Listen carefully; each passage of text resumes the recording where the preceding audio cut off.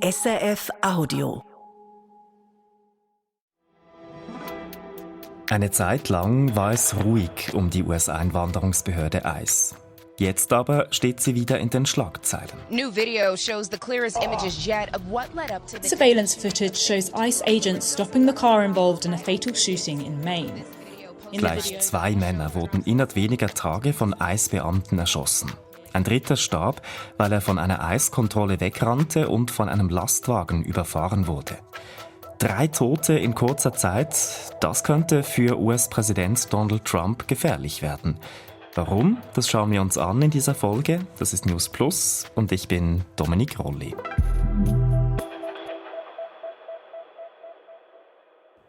Es ist fast ein bisschen wie ein Déjà-vu. Schon wieder sterben in den USA Menschen durch staatliche Gewalt, schon wieder erschossen in ihren Autos. Passiert ist es am Dienstag vor einer Woche im Bundesstaat Texas. Dort haben ICE-Beamte einen Mann gesucht, der zur Fahndung ausgeschrieben war. Sie hielten den Falschen an und erschossen ihn, angeblich aus Notwehr. Der Mann, ein 52-jähriger Familienvater aus Mexiko, soll sich zwar illegal in den USA aufgehalten haben, dies aber bereits seit mehr als 30 Jahren. Und eben, er war nicht der Gesuchte. Ähnlich auch der Vorfall wenige Tage später im Bundesstaat Maine. Dort haben ICE-Beamte einen 25-jährigen Kolumbianer erschossen. Mit im Auto saß seine Partnerin und das gemeinsame Kind. Und auch hier habe es wieder ein Missverständnis gegeben, sagt Thomas Jäger. Er ist USA-Experte und Professor für internationale Politik an der Uni Köln. Auch hier, es sei die falsche Person gewesen. Man sieht auf wenigen Bildern, wie er im Auto sehr langsam im Kreis fährt, die Beamten außenrum. Hier wird noch nicht mal mehr behauptet seitens des Department for Homeland Security, dass das Auto als Waffe hätte benutzt werden wollen, sondern schlicht, es sei eine Gefahr für die Allgemeinheit gewesen. Beides lässt sich nicht wirklich sehen. Dadurch, dass die Beamten keine Bodycam trugen, wissen wir relativ wenig über das, was geschehen ist. Eine Gefahr für die Allgemeinheit. Eine doch etwas abenteuerliche Begründung dafür, jemanden bei einer solchen Kontrolle zu erschießen. Das sagt Jay Johnson. Er war unter Präsident Obama Vorsteher des Ministeriums für innere Sicherheit, also jener Behörde, der die Einwanderungspolizei ICE unterstellt ist. ICE, DHS lacks at this point with the public and the press any credibility about the statements they issue about these incidents. Let's recall. In einem Interview mit dem Sender CNN sagte Johnson, das Ministerium für innere Sicherheit und ICE hätten ein massives Glaubwürdigkeitsproblem. Niemandem sei klar, was ICE genau meine, wenn es von einer Gefahr für die Allgemeinheit spreche. What does that mean exactly? Does that mean that they were fearing that this individual might plow down innocent civilians? Does it mean that he ran a stop sign? Does it mean he ran a red light? What exactly does that mean? Aber das ist ja schon so ein Muster erkennbar, oder, in der Reaktion des Heimatschutzministeriums. Also da spricht man einfach generell mal von Notwehr. Das ist richtig. Man hat eben Personal, das nicht adäquat ausgebildet ist. Das hängt auch mit dem enormen Wachstum von ICE zusammen. In den wenigen Monaten, die Trump jetzt im Amt ist das Personal von etwa 10.000 auf über 22.000 angewachsen. Die Ausbildung ist nicht adäquat, aber man hat eben viel mehr Personal, man hat viel mehr Geld. Vorher betrug der Etat etwas unter 10 Milliarden im Jahr. Jetzt ist er auf über 70 Milliarden im Jahr angewachsen. Es gibt viel mehr Geld für Abschiebungen, es gibt viel mehr Geld für diese Festnahmen. Und das hängt mit dem Ziel der Abschiebepolitik der Administration Trump zusammen. Sie wollen 1 Million Menschen im Jahr abschieben. Davon ist ICE aber noch ein Stück entfernt. Thomas Jäger sagt, bisher sei man bei etwa 1000 Festnahmen und Abschiebungen pro Tag. Aufs ganze Jahr gesehen seien es etwas mehr als 400.000. Das Ziel wäre fast die 3-fache Zahl. Und wie sieht es denn aus mit den illegalen Grenzübertritten an der Grenze zu Mexiko? Finden die weiterhin statt in großer Zahl? Nein, die finden nicht mehr statt. Und das ist auch etwas, wofür Trump eine relativ hohe Zustimmung hat. Er hat ja ganz generell eine ganz geringe Zustimmung in den Vereinigten Staaten. Die liegt etwas über 30%. Und wenn es darum geht, die verstärkte Einwanderung eingedämmt zu haben, man kann schon fast sagen, gegen Null reduziert zu haben, dann ist das etwas, was in einer kleinen Mehrheit der Bürgerinnen und Bürger der Vereinigten Staaten auf ein positives Echo fällt. Das dreht sich, wenn es dann um die Abschiebepolitik geht. Da ist eine Mehrheit eben nicht mehr dafür, weil sie so ausgeführt wird, wie sie ausgeführt wird. Als Trump ins Amt kam im Januar 2025, da waren 85% der Amerikaner dafür, dass er diese strikte Migrationspolitik, Grenze zu plus Abschiebungen umsetzt, weil es darum eben ging, straffällige Personen außer Landes zu bringen. Inzwischen sieht man, das wird überhaupt nicht umgesetzt, sondern ganz im Gegenteil. Man ist ziemlich wahllos dabei, wer hier festgenommen wird, sodass die Ablehnung jetzt bei 55% liegt und nur etwa ein Drittel der Amerikanerinnen und Amerikaner sagt, nö, das ist richtig, was sie tun. Und freilich gibt es auch noch einige, die sagen, das ist alles viel zu wenig. Zunächst waren also viele dafür, dass Trump durchgreift und kriminelle Ausländer und Ausländerinnen ausschafft. Jetzt hat sich das gedreht. Und das hat auch mit den Vorfällen Anfang Jahr im Bundesstaat Minnesota zu tun. Damals gab es landesweite Proteste nach dem Tod von Renee Good, die in ihrem Auto von einem ICE-Beamten erschossen wurde, und dem Tod von Alex Pretty, der bei einer Demonstration auf der Straße von ICE erschossen wurde. Kristi Noem war damals noch Vorsitzende des Ministeriums für innere Sicherheit. Sie versprach, die Beamten würden künftig Bodycams tragen, dass man ihr Verhalten also im Nachhinein genau analysieren kann.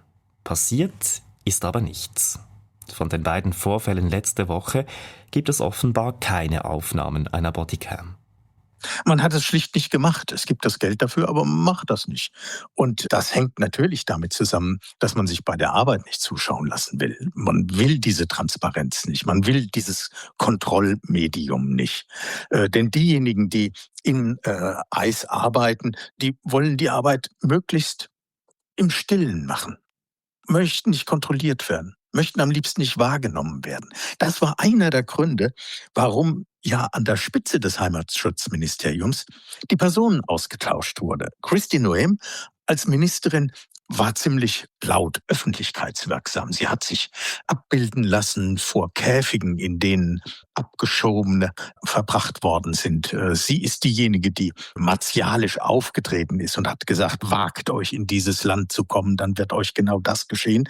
Und das hat dazu beigetragen, dass der Scheinwerfer genau auf diese Politik gerichtet wurde.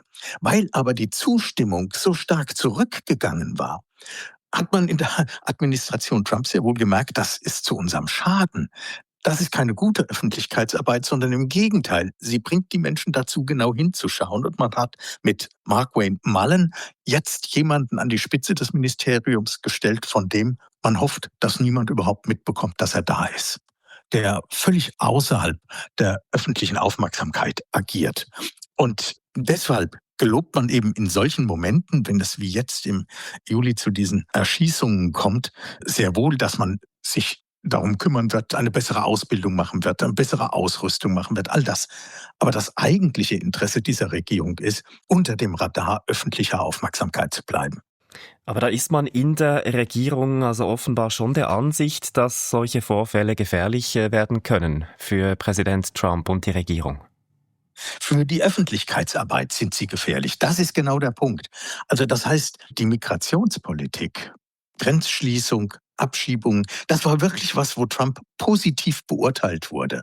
Das andere Feld, auf dem er positiv beurteilt wurde, nämlich Inflationsbekämpfung, da kann er momentan nicht wirklich mit Erfolg aufwarten, sondern die Preise steigen, insbesondere die Benzinpreise steigen. Das heißt, man achtet hier besonders darauf, dass nicht noch eines dieser wenigen Felder, wo er mal große Zustimmung hatte, die so gar nicht mehr besteht, ihm auch noch wegbricht.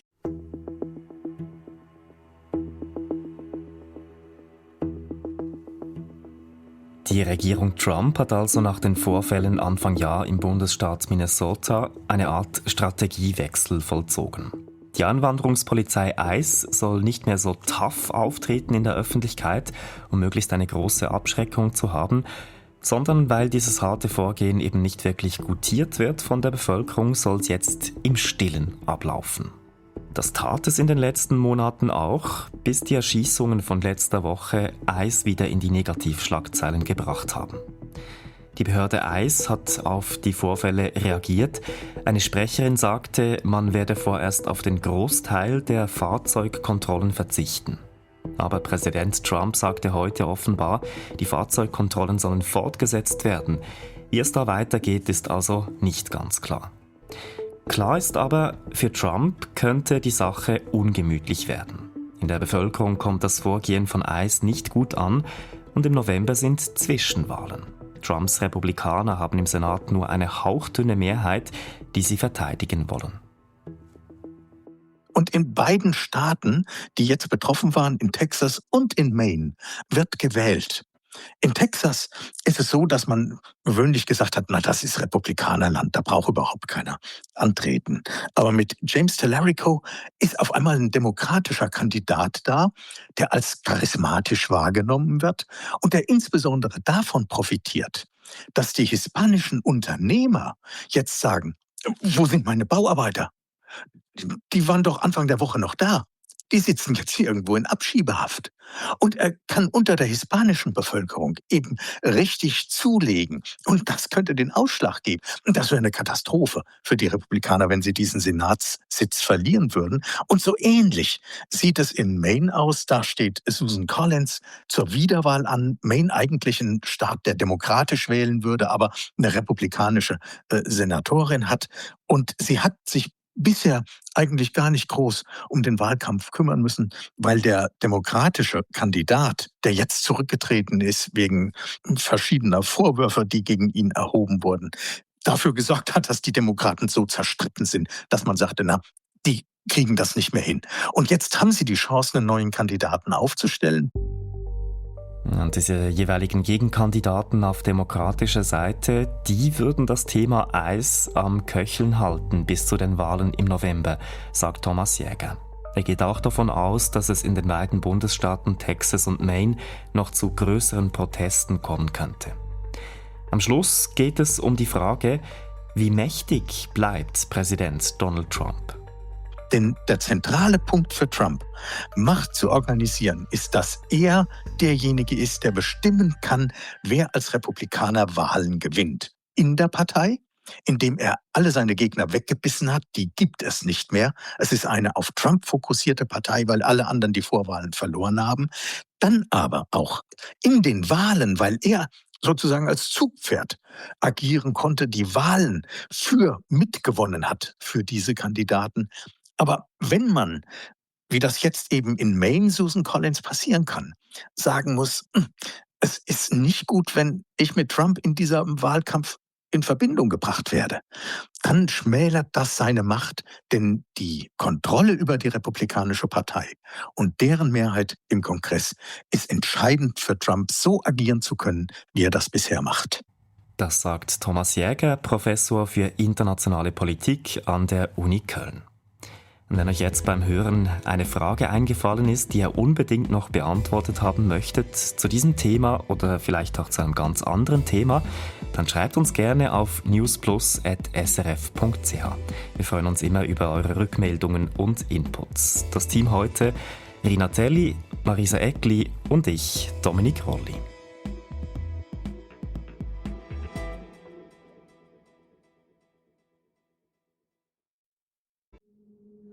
Das war ein Podcast von SRF, produziert im Auftrag der SRG.